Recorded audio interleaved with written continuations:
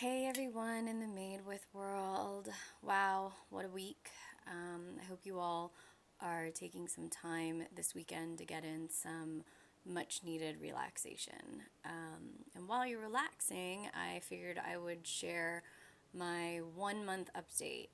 So some of you know I recently went gluten and dairy free. And if you didn't watch that first video, you're welcome to check that one out by going to the IGTV tab and looking at the post from December 12th, where I explain why I took my doctor's advice finally to go gluten and dairy free.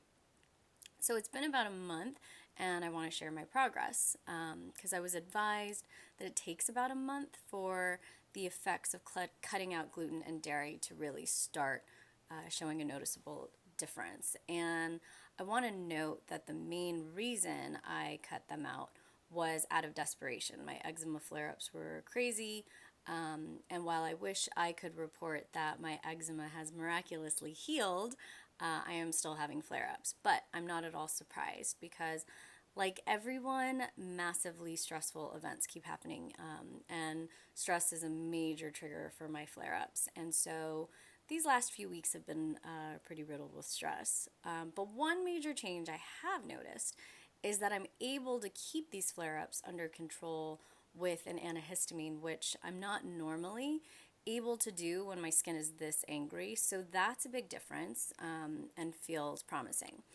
What else is different? So I'm less bloated in my belly area. So I had a baby 5 years ago, and I just thought I was getting a baby pooch, which was totally fine. I had a baby. But I'm noticing that that pooch is getting a bit smaller, and I haven't been able to exercise much more, so it isn't that.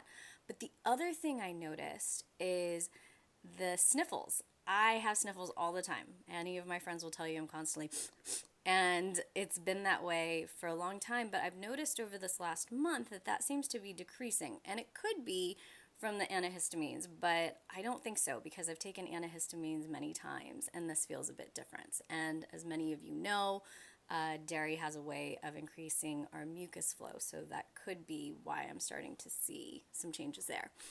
But yeah, so I'm going to keep at it because the reality is, when our bodies go out of balance, we have to put in real effort to find our way back.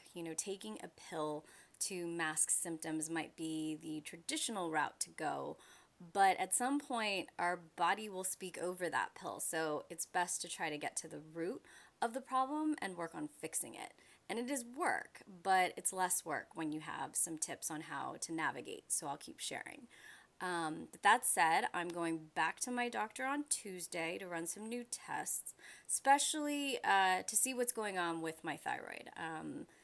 All my current symptoms of very dry skin, fatigue, feeling down, those are all symptoms and signs that, or could be signs that my thyroid has gone out of whack again.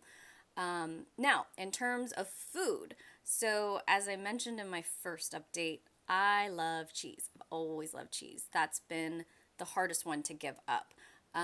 It's also been the hardest to find an alternative for. I've really yet to find a cheese that, makes me happy for longer than a few days. However, I have found one cheese, and that has been on a pizza that is local here to San Diego. It's called Pizza Port. Their gluten and dairy-free Roma pizza is amazing. So all of you in the San Diego area that are going through this, check them out.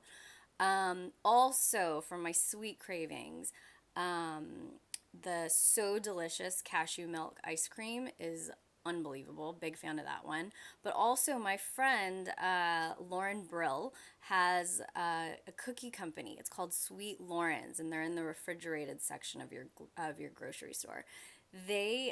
She makes these pre-packed little cookie dough bites, if you will, that you just pop into the oven.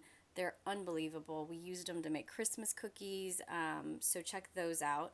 And in terms of one of the other things that I've really enjoyed has been sour cream from Tofudi brand. So we'll make sure to tag all of those brands in the caption so you can check them out. But yeah, so I've found all sorts of dairy free options to help satisfy cravings. And the other thing that's worth mentioning is I have noticed that my cheese craving has minimized, which is wild to me because I really never thought I'd be able to give up cheese. So maybe the addiction is going away. But yeah, so I'll keep checking in and sharing tips on food, how I'm navigating doctors and tests. I'll be writing a blog post about that soon, just to help us all stay on paths to cleaner, healthier, happier lifestyles. I hope you all enjoy the rest of your weekend. Thanks for listening and talk to you soon. Bye.